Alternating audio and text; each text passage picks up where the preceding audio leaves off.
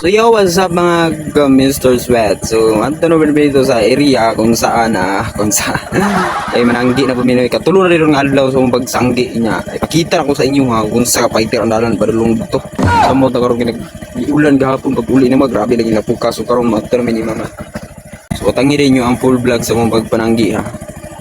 So yun mga ka-Mr. Sweat, so naman tag-agi sa highway rin na punta sa pinaka warrior nga dalan. Siyempre di man kay siya warrior, lisod lang kay langog. So tara, ubani min ninyo padulong sa area.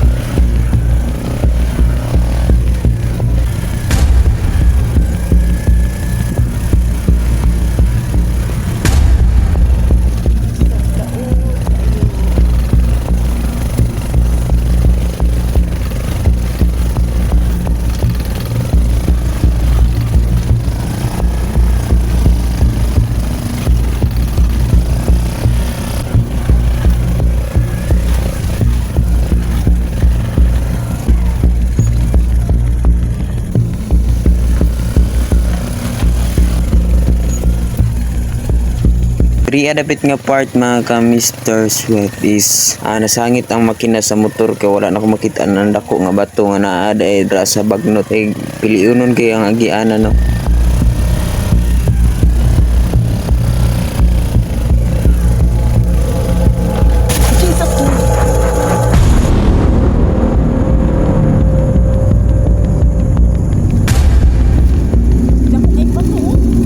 Grabing lisura sa dalan no sa mutan pagit kay ang shock sa motor ni Papa is daot na siya so palyado na siya hilis na pagid og ligid.